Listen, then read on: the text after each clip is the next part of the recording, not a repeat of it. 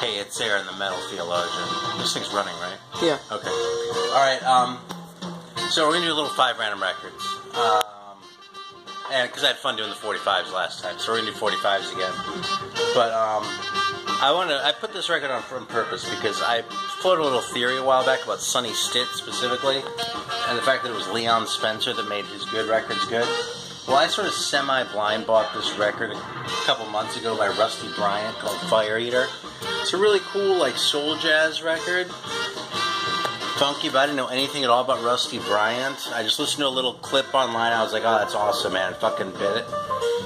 Then I went and looked at it when it showed up, and look who's on here. Fucking Leon Spencer. How about that, man?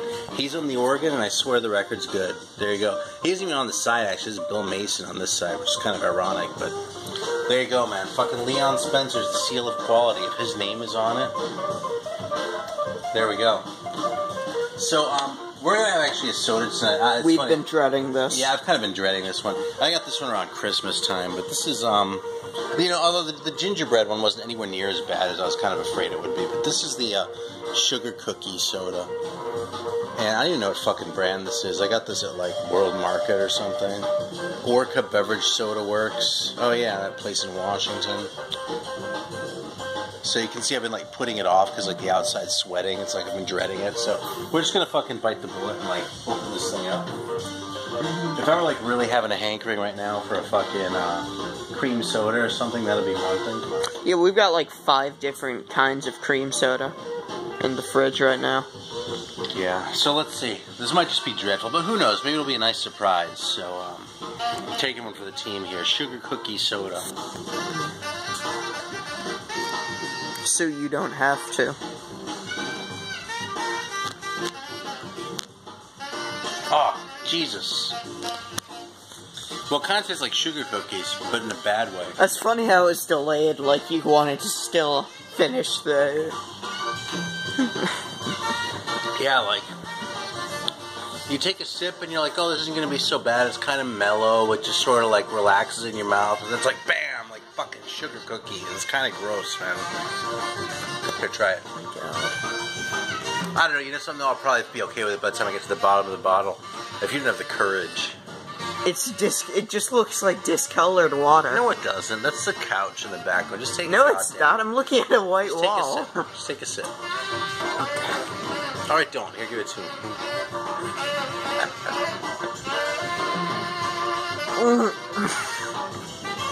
It's not so bad once you have it. It's awful. It's pretty bad.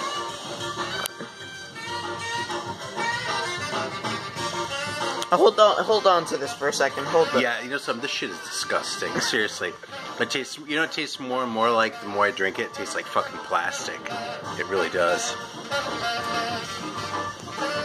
Yeah, and it's not in a good way, like the soap gum actually tasted good. Plastic soda doesn't taste good. Yeah, I'm not even gonna finish that. It's fucking nasty. Alright, so here we go. Can you hold this for a second? No, you don't need to rinse your mouth. I want to. Just suck it up. I'll just drink some glue to counteract it. Yeah, it's funny. I got a lot of comments about that glue when I made the last video, but this is so when if I get a record and I open it up and I don't go, and you know like there's some of the seam, not the seam, the thing came unglued, you know, right there. I have the glue right here. I don't have to go looking for it. I always keep glue here, and I keep a thing of tape too. They know that from your famous tape review. One of the early 5 Nights of Records. Yeah, that's funny though, especially since I started trying to like salvage like the old like Warner Brothers inner sleeves, the factory ones, you know, the ones where I'm not really concerned if there's tape on them or anything, but you know, just those things are getting harder to find. It's kind of cool to have those things. You know, you didn't give a shit about them back in the 90s. But alright, so I'm peeking, so let's just do this. We're going to do 5 random records. This is in the metal section, the metal 45s. It's so awful. Oh, cut it out, you'll find. The thing's going to be all shaky because you're like being all weak about it. Alright, here we go. Alright. Alright, this is a pretty cool one actually. This is the Angel of Sin 45 by Requiem. Called a 45 out of habit, even though it plays at 33. This is really, here, I'll needle drop it. What the hell? less likely to get a hit on that one. Last time I got a fucking copyright hit on the Albert Eiler. So if you saw the last video and there was an ad, that was because of Albert Eiler. I was a little bit pissed about that because he's dead. He's not making any money. I'll just sit that there. Yeah, this is like a sort of a proggy one. The singer's a little bit of a dork. This copy is not in particularly good shape either, although I got it for kind of a fraction of what they normally go for because of that.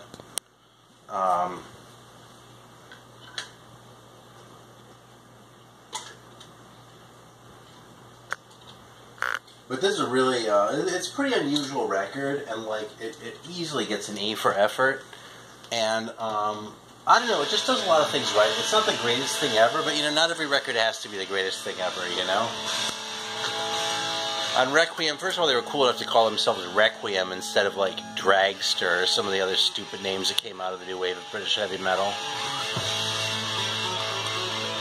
That's a pretty respectable riff.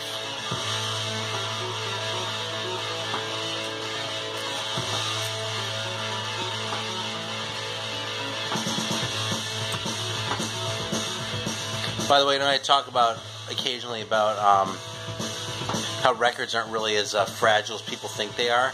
There's actually a crack in this record. It's my only cracked record. But that little pop that you hear, if you hear it, that's not just a scratch. That's actually a crack. Yeah, you hear that singer kind of sucks, you know. Spencer's laughing. Yeah, it's a really long song too. Kind of some prog moves, and what is it? This is Angel of Sin, and the B-side is Sacrificial Wanderer. So it's a pretty cool one.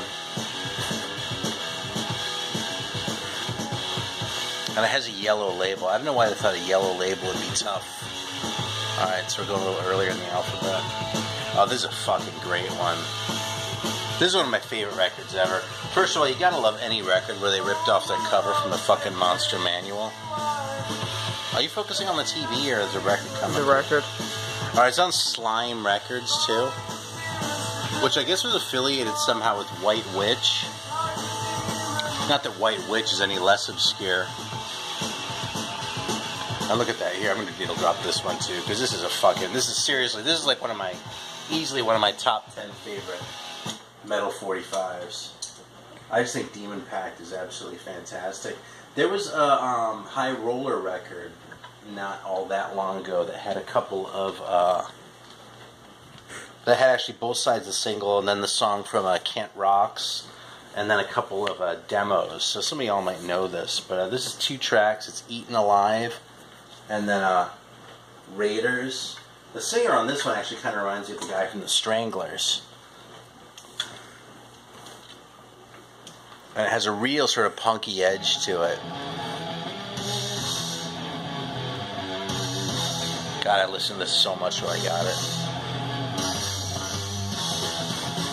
There's that bass sound. Kind of pops.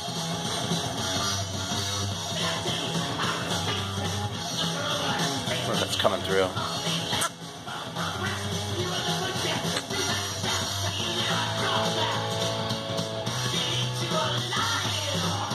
Yeah, I can't argue with that. That's so good, man.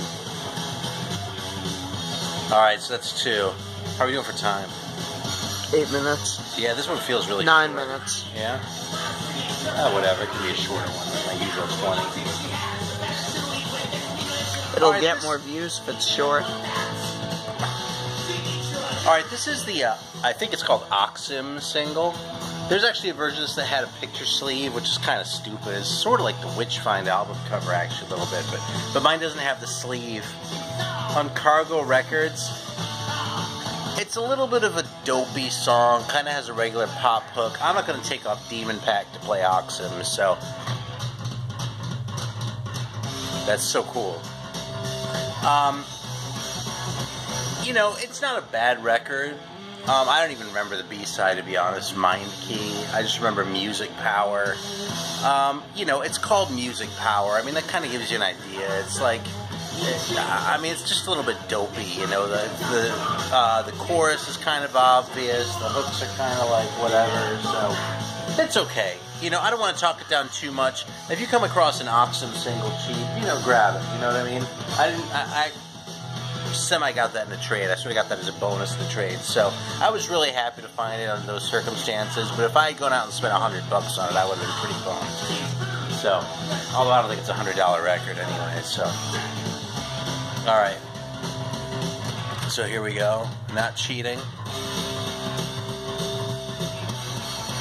All right. This is the Savage single on the heavy metal label by Split Beaver.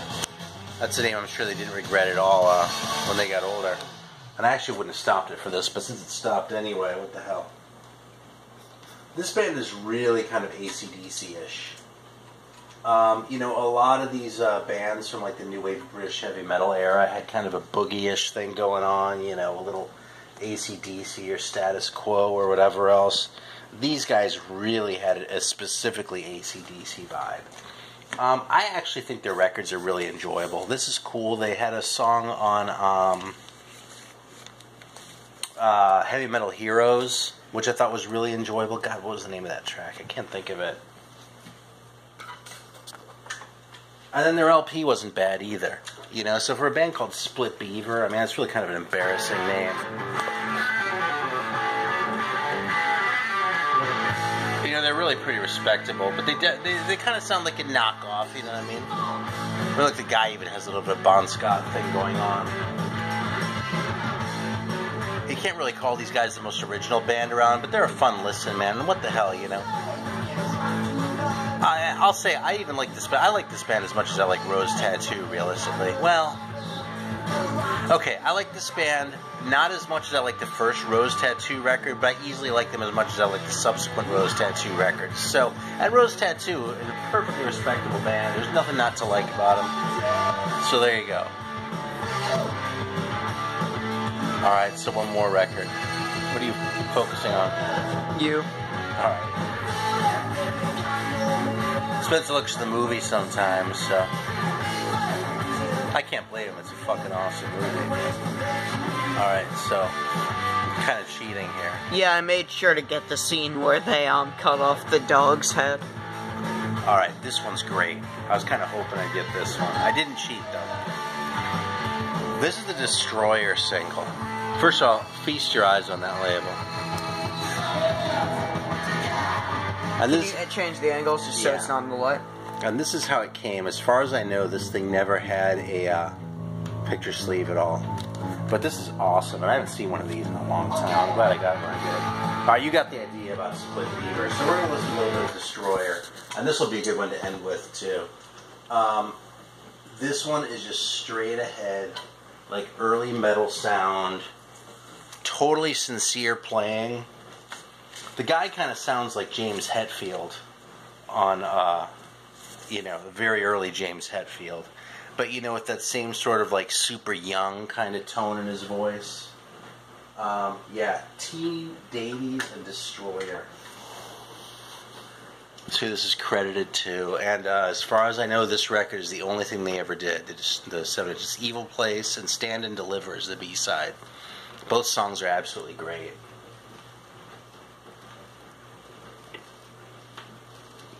This is a band that actually could stand to have their demos unearthed by High Roller or something like that. It's also crunchy. Is it cracked? I know.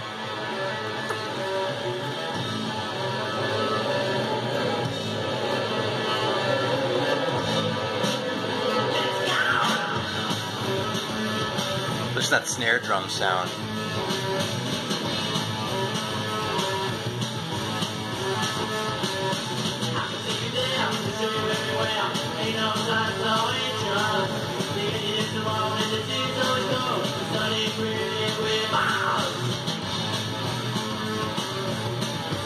I think that's a cool riff. I think I love the sort of garage quality of the delivery. Like I said, that snare drum sound. The guy sounds like he's like 17. And it's simple. It has just enough complexity to make it interesting, but it's not like sticking too much in the song. I think this is a fucking perfect record. I really do. So I may be the biggest Destroyer fan that you've seen. Here I'm getting ready to hold up the cover, but that's all it is, man. So yeah, Evil Place by Destroyer. I'll let you enjoy it for another minute. 15 minutes.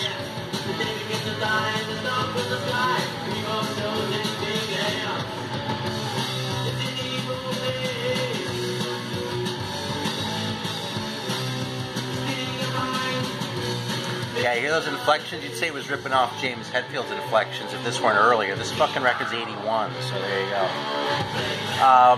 Alright, well that'll do it.